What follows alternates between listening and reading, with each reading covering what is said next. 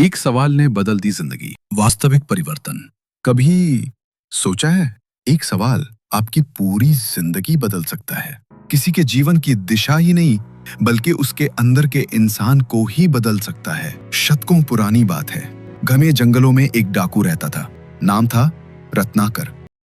वो राहगीरों को लूटता और मारता और इसे अपना धर्म समझता था।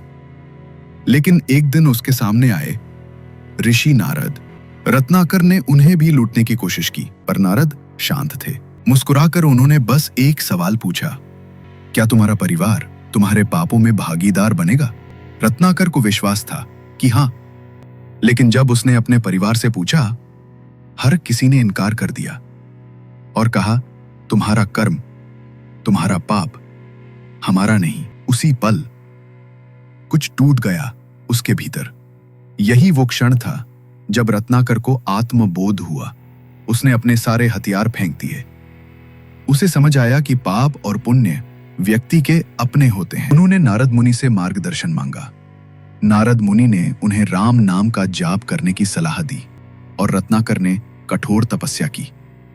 रत्नाकर वन में एक जगह बैठ गए और बस राम राम नाम जपने लगे। सालों बीते। वो एक जगह ऐसे ध्यान मग्न बैठे रहे कि दीमक के ढेर ने उन्हें ढक लिया।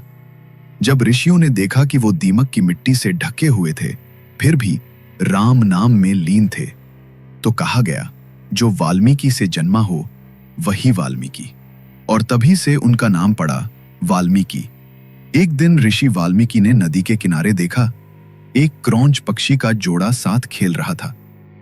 तभी एक शिकारी ने नर पक्षी को बाण मार दिया। यह दृश्य इतना करुण था कि वाल्मीकि के मुंह से स्वतः निकला, मां निषाद प्रतिष्ठाम त्वम मगमः शाश्वतीह समाह यत् क्रौंचम मिथुनादेकम वधि काम मोहितम। अर्थ, हे शिकारी, तू कभी भी शांति प्राप्त न करे, क्योंकि तूने प्रेम में मग्न क्रौंच पक्षी के जोड़े में से एक को मार डाला। वाल्मीकि स्वयं चकित थे कि उनके मुंह से ये शब्द कैसे निकले, वो भी छंदबद्ध, लयबद्ध और काव्य रूप में। इसी से जन्म हुआ श्लोक छंद का।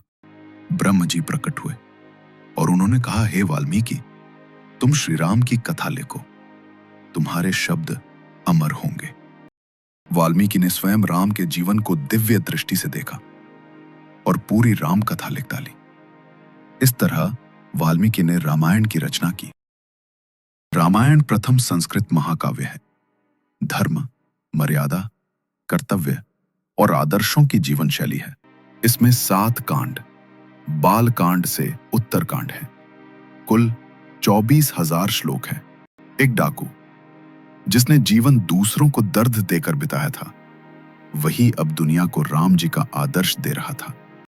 एक सवाल जिसने उसे अपराधी से कवि और फिर ऋषि से ग्रंथकार बना दिया। आत्मबोध से रूपांतरण संभव है। आप अपने कर्मों से अपनी नई पहचान गढ़ सकते हैं। एक सवाल जो आत्मा को जगा दे, वही असली ज्ञान है और वही शुरू करता है असली परिवर्तन। हर कथा में छुपा है एक रास्ता, बस देखने वाली दृष्टि चाहिए।